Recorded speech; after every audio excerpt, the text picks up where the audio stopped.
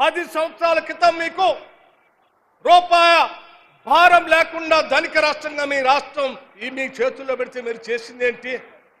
ఆనాడు మీకు SC corporation కనపడలేదే, ఆనాడు మీకు బీసీ కార్పొరేషన్ కనపడలేదే, ఆనాడు మైనార్టీ కార్పొరేషన్ ఎందుకు కనపడలేదు? ఆనాడు యంగ్ ఇండియా రెసిడెన్షియల్ స్కూల్స్ ఎందుకు ఆలోచన చేయలేదు? ఆనాడు అడ్వాన్స్ టెక్నాలజీ సెంటర్స్ గురించి ఎందుకు ఆలోచన చేయలేదు?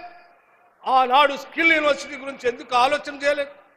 అంతెందుకు ఇల్లు లేనటువంటి పేదవాళ్ళకి డబల్ బెడ్రూమ్ ఇల్లు కడతామని మోసపూరితమైన మాటలు చెప్పి అధికారంలోకి వచ్చి 10 సంవత్సరాలు మీరు గాలి కొదిలేస్తే ఈ రాష్ట్ర ప్రభుత్వం బాధ్యతగా తీసుకొని ఒక్కొక్క ఇంటికి 5 లక్షల రూపాయల లెక్క ఇందిరమ్మ ఇళ్లను శాంక్షన్ చేసే కార్యక్రమాన్ని ఇదే జిల్లాలో ఈ ముఖ్యమంత్రి గడ్డ పలుగు వేసి భూమి పూజ చేసి రాష్ట్ర వ్యాప్తంగా ఈ రోజు ఇళ్లు ఒక్కొక్క శాసనసభ నియోజకవర్గానికి కనీసం 7,000 ఇళ్లకి తగ్గకుండా మొదటి ఫేజ్ లో 3,500 ఇళ్లు, తర్వాత ఫేజ్ లో ఇంకొక 3,500 ఇళ్లు శాంక్షన్ చేసే కార్యక్రమాన్ని చేపట్టి ప్రతి శాసనసభ నియోజకవర్గంలో పేదలకి ఇందిరమ్మ ఇల్లు భూమి పూజ చేసుకునే కార్యక్రమం మొదలవుతుందని చెప్పి చాలా ఘంటాపదంగా చెప్తున్నాం.